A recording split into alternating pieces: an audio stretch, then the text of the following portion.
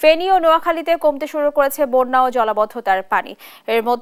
এর সঙ্গে দৃশ্যমান হচ্ছে ক্ষয়ক্ষতির চিত্র। ফেনীতে বন্যা কবলিত নিম্নাঞ্চল ও নদী তীরবর্তী এলাকার পরিস্থিতি ধীরে ধীরে স্বাভাবিক হচ্ছে। দুর্গত এলাকায় পানি কমার সঙ্গে ফুটে উঠেছে ক্ষতচিত্র।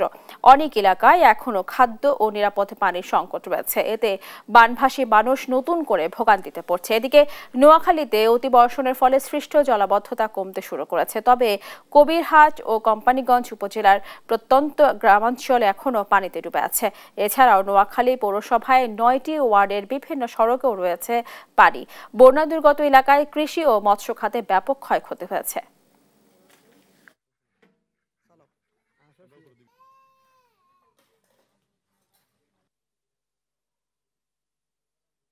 সর্বশেষ তথ্য মতে আমাদের 121টি গ্রাম থেকে পানি নেমে গিয়েছে। এখনও প্রায় 16টি গ্রামে পানি আছে। আমাদের এই মুহূর্তে 4.5 শতাধিক মানুষ আশ্রয়কেন্দ্রে আছেন। বাকিরা সবাই প্রায় 9,000 মানুষ যারা আশ্রয়কেন্দ্রে আশ্রয় নিয়েছিলেন তারা নেমে গিয়েছেন। প্রাথমিক তথ্য মতে আমাদের প্রায় 100টির মতো ঘর আংশিক অথবা সম্পূর্ণ ক্ষতিগ্রস্ত হয়েছে। নোয়াখালী বন্যা পরিস্থিতির সর্বশেষ খবর জানাতে সরাসরি যুক্ত হতেন সহকর্মী মাওলা সুজন। সুজন, আপনি আমাদের জানাবেন ক্ষয়ক্ষতির চিহ্ন কেমন দেখতে পাচ্ছেন, কি বলছেন স্থানীয়রা, আর নোয়াখালীতে দুর্গতদের সহায়তায় কি উদ্যোগ নেওয়া হচ্ছে?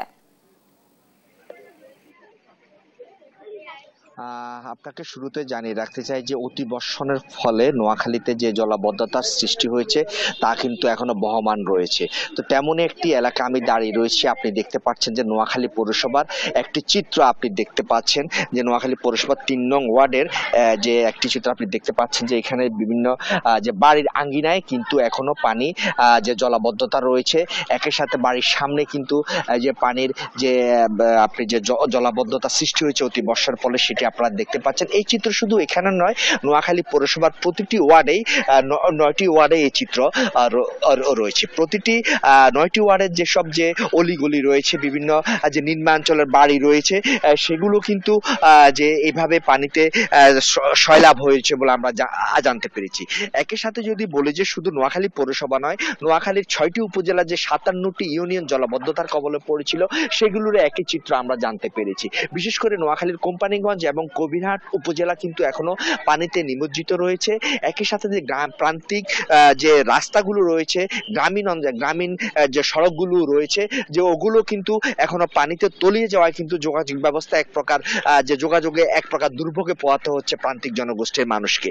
আর যদি যে আশ্রয় কেন্দ্রের সংখ্যা বলতে চাই, যে বর্তমানে 27টি আশ্রয় কেন্দ্রে প্রায় 1000-এর বেশি মানুষজন আশ্রয় কেন্দ্রে রয়েছে। তাদেরকে প্রশাসনের পক্ষ থেকে শুকনো খাবার বিতরণ করা হয়েছে এবং একই সাথে তাদের স্বাস্থ্যসেবা নিশ্চিত করার জন্য কিন্তু যে 29টি মেডিকেল টিম কাজ করছে বলে আমরা জানতে পেরেছি। এছাড়া যে প্রশাসনের পক্ষ থেকে তাদের প্রতি সার্বক্ষণিক নজরদারিতে তারা যে প্রশাসন তাদের উপর সার্বক্ষণিক নজর রাখছেন। তো আর যদি আমি কৃষি খাতের যদি একটু ক্ষয়ক্ষতির কথা বলতে চাই, যে সেটি হচ্ছে যে নোয়াখালীতে প্রায় 5199 হেক্টর যে জমির ফসল ক্ষতিগ্রস্ত হয়েছে। এর মধ্যে যে আমনের বীজতলা রয়েছে, আউশের বীজতলা রয়েছে।